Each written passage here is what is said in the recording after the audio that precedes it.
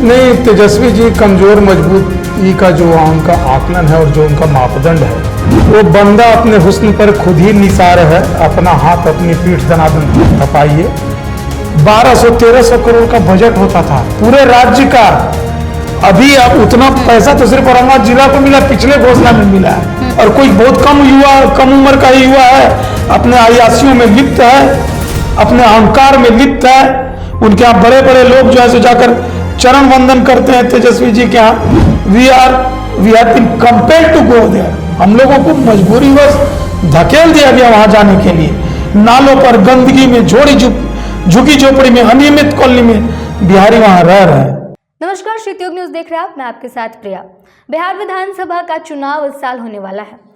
इस साल तीनों ही पार्टियां बीजेपी, जेडीयू और आरजेडी अपनी अपनी सरकार बनाने का दावा कर रही हैं। बता दें आपको कि एनडीए यानी कि जेडीयू और बीजेपी एक में है, लेकिन नीतीश कुमार के नेतृत्व को लेकर के लगातार विपक्ष की तरफ से सवाल किया जा रहा है कि नीतीश कुमार को लेकर के आखिर बीजेपी मौन क्यों है। सार्वजनिक किसी मंच से ये क्यों नहीं कहा जाता है कि नीतीश कुमार ही आने वाले समय में बिहार के मुख्यमंत्री बनेंगे अगर एनडीए जीतती है। वहीं तेजस्वी यादव लगातार आंकड़े जारी कर रहे हैं कि बिहार में क्राइम लगातार बढ़ता जा रहा है और सरकार इस पर मौन है। बजट सत्र चल रहा है। इन तमाम मुद्दों पर आज हम बात करेंगे। हमारे साथ भाजपा के नेता अनिल सिंह हैं। इनसे जानते हैं कि आखिर भाजपा को लेकर के जो सवाल उठाए जा रहे हैं विपक्ष की तरफ से, उसको लेकर भाजपा कैसे अब इस विधानसभा चुनाव में अपने आप को दिखाएगी। सरकार में रहते हुए भाजपा अपने कामों को आखिर कैसे दिखाकर विपक्ष का मुंह बंद करेगी, ये भी एक सवाल है। सबसे पहले तो सर बहुत बहुत स्वागत है आपका हमारे चैनल में। धन्यवाद। चुनाव है इस साल, लगातार तेजस्वी यादव कह रहे हैं कि बीजेपी और एनडीए की जो सरकार है जेडीयू की, उसमें नीतीश कुमार को लेकर के कि कमज़ोर मुख्यमंत्री हैं। कैसे इसको आप लोग 2025 में सामना करेंगे जब चुनाव होगा तो? नहीं, तेजस्वी जी कमजोर मजबूती का जो उनका आकलन है और जो उनका मापदंड है, वो उनके पार्टी के सेंटिमेंट से पता चलता है। लाठी पिलावन, तेल पिलावन रैली जो लोग करते हैं, यहाँ पर सामरिक शक्ति का विषय नहीं है राजनीति।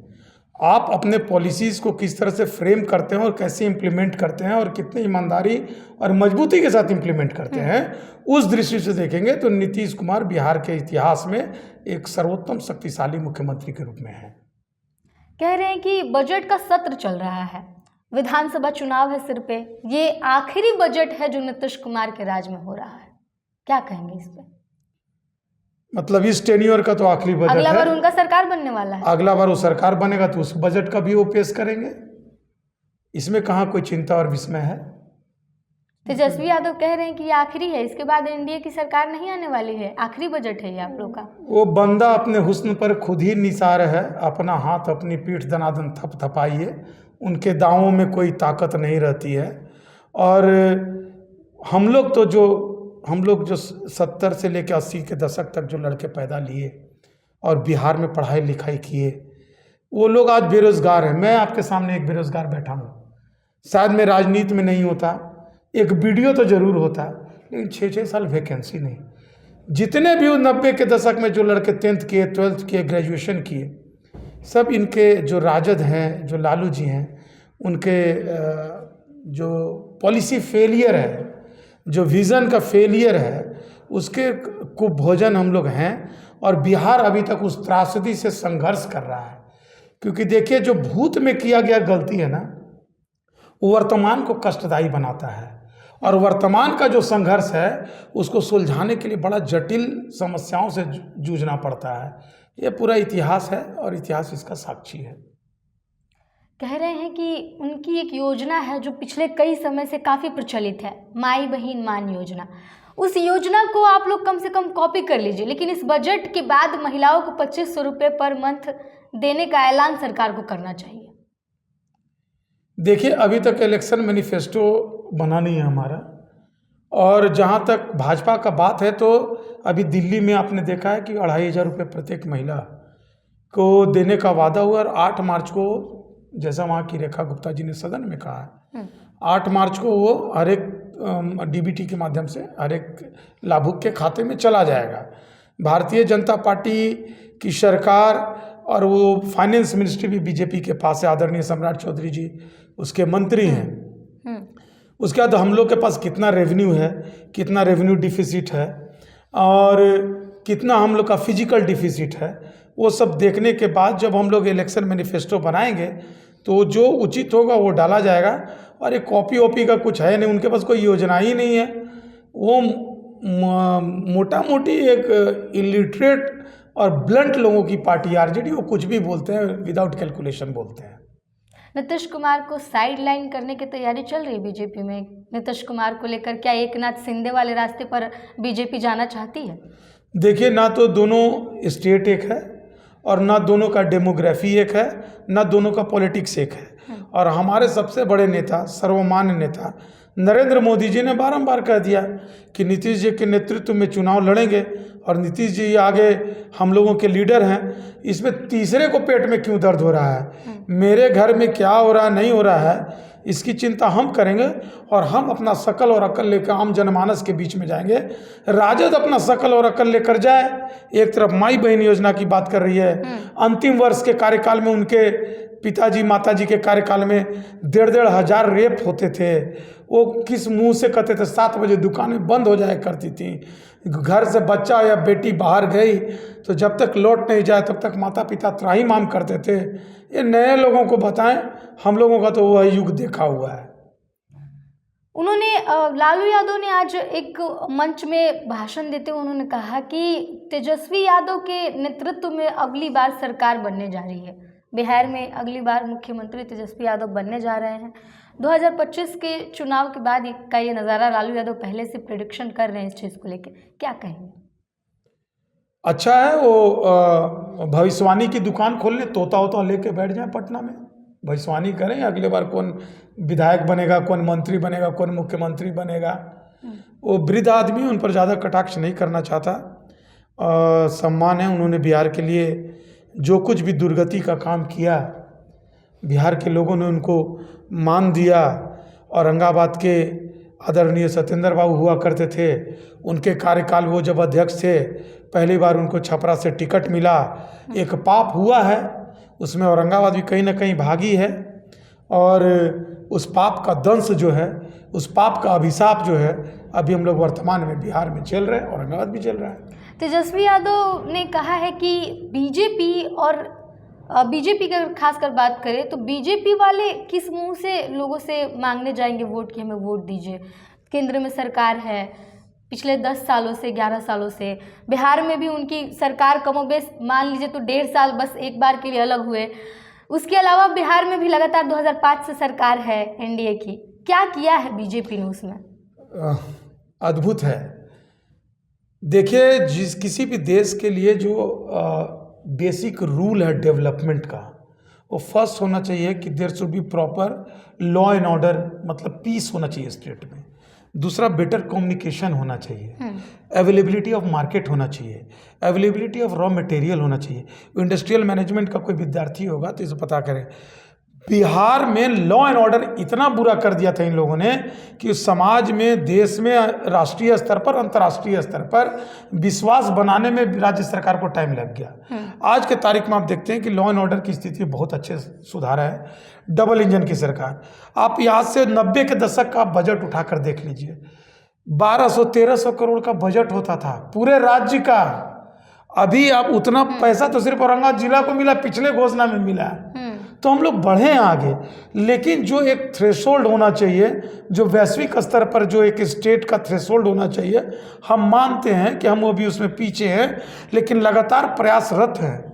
इतना अद्भुत काम हुआ है हम लोगों का टूरिज्म सेक्टर में, इंडस्ट्री सेक्टर में हम लोग अच्छा से काम कर रहे हैं, एग्रीकल्चर में हम लोग अच्छा से काम कर रहे हैं। एमएसपी आप याद कीजिए कि ज़्यादा नहीं, 2017 में 1100-1200 रुपये, 1300 रुपये धान का हम लोग का एमएसपी होता था, 1200 से कुछ। वो आज एमएसपी कहाँ है, 1000 रुपये से ऊपर है। तो लगभग 2300-2400 रुपये आ गया।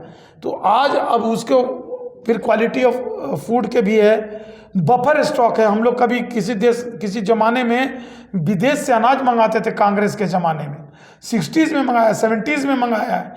आज हमारा 80 हज़ार लाख टन हम लोग का बफर स्टॉक पड़ा रह जाता है, चूहे खा जाते हैं हम लोगों का।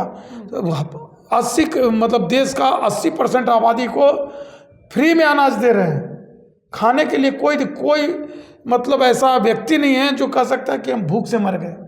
इनके कार्यकाल में तो इज्जत बचाना मुश्किल था, भोजन की बात तो बहुत दूर थी। एक आखिरी सवाल होगा, और ये सवाल जो है वो काफ़ी ज़्यादा बिहार के चर्चा में वोटरों के भी दिमाग में रहता है कि बोल रहे हैं, तेजस्वी यादव ने आज कहा है कि बिहार जो है वो युवा मॉडल चाहती है, नया मॉडल चाहती है। नीतीश कुमार ओल्ड मॉडल हो चुके हैं। क्या एनडीए के पास और कोई चेहरा है जो युवा हो, जो अच्छा हो, जो तेजस्वी यादव का मुकाबला कर सके? तेजस्वी यादव से तो अच्छा हमारे यहाँ का हर एक मंडल अध्यक्ष है। हमारे यहाँ तो सैकड़ों हैं। हमारे यहाँ जो बिहार के जो 77,000 बूथ का बूथ अध्यक्ष खड़ा कर देंगे ना, वो भी बौद्धिक रूप से तेजस्वी से आपको ज़्यादा संपन्न दिखेगा। कोई बेतुका प्रश्न है, तेजस्वी क्या है प्रोफाइल उसका ना। यहाँ पर जितने लोग बैठे हैं इस स्टूडियो में, कोई भी तेजस्वी से कम पढ़ा लिखा नहीं है। अब सम्राट चौधरी का जितना हाइट है, तेजस्वी उनके कंधे के नीचे आते हैं। क्या नीतीश मिश्रा का जो ओज है, निशांत का जो ओज है, और जो युवा अवस्था है ना, ये एक्चुअली मेंटालिटी है। आदमी तब तक युवा है जब तक वो सरेंडर नहीं कर दे। और बिहार में अभिव्यक्ति तो 84 वर्ष में कुंवर सिंह की, 67 साल में शेरशाह की। शेरशाह ने हुमायूं को खदेड़ दिया। भारत ही नहीं, एशिया ही नहीं, खदेड़ कर ईरान पहुंचा दिया 67 साल की उम्र में। तो ये तो अपने सोचने का ढंग है। जब तक आप सरेंडर नहीं करते हो लाइफ के सामने, लाइफ के चैलेंजेस के सामने, अपनी चुनौतियों के सामने में, तब तक आप युवा हो। और कोई बहुत कम उम्र का ही युवा है, अपने अय्यासियों में लिप्त है, अपने अहंकार में लिप्त है।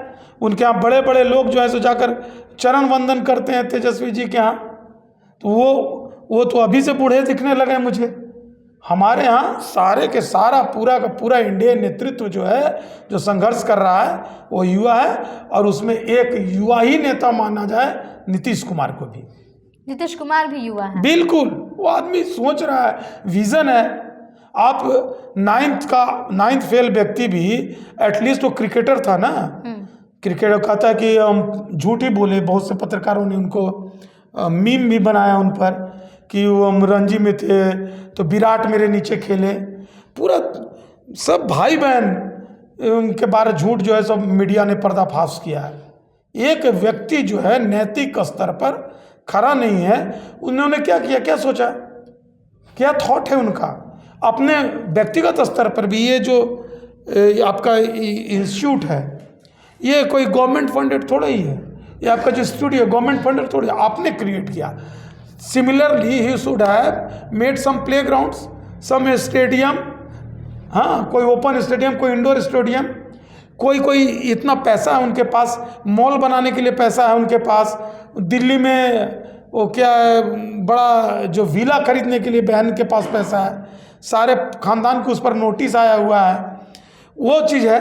आप यहाँ के बच्चों के लिए डिसिप्लिन डेवलप करने के लिए आपने कौन सा स्पोर्ट्स किया? आप तो कह रहे हैं कि हम स्पोर्ट्समैन थे। रिफ्लेक्ट नहीं होता आपके कैरेक्टर में, आपके वर्किंग कल्चर में कि आप कभी स्पोर्ट्समैन थे। कह रहे हैं कि नौकरी हम ही दिए हैं, अभी 3 लाख इतना ब्लंट झूठ है व्हाट ही डिड कि वो जो लोग पहले से एम्प्लॉयड थे, वो जो पहले से कॉन्ट्रेक्चुअल बेसिस पर टीचर एम्प्लॉयड थे, उनको रेगुलराइज किया। ये नौकरी देना हुआ क्या? नौकरी कैसे क्रिएट होता है? नौकरी जब इकोनॉमी का ग्रोथ होगा ना, तो वो उसको आपको इकोनॉमी को आगे बढ़ाने के लिए, परपेचुएट करने के लिए यू विल नीड हैंड्स। और वो हैंड का जब रिक्रूटमेंट आएगा तो नौकरियां होंगी। अंडर डेवलप्ड कंट्री और स्टेट नौकरी जनरेट नहीं कर सकता। कोई सरकार बोलती है तो झूठ बोलती है, हो ही नहीं सकता। ये सिद्धांत, आपके पास खेत नहीं हो कहिएगा कि हम किसान बन रहे हैं, आपके पास इंडस्ट्री नहीं है आप कहिएगा कि हम इंडस्ट्रियलिस्ट बन रहे हैं। गवर्नमेंट को क्या करना चाहिए? 3W पर काम करती है गवर्नमेंट, है ना।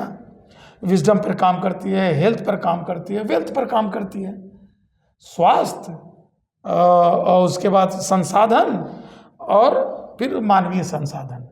ये 3 चीज़ पर जब गवर्नमेंट काम करेगी तो आपके पास एबल वर्कफोर्स मिलेगा। एबल वर्कफोर्स जब मिलेगा तब आप उसको रिक्रूटमेंट की बात कर सकते हैं। यहाँ तो एबल है ही नहीं। हम लोग को, सारे लोगों को तो मजदूर बना दिया।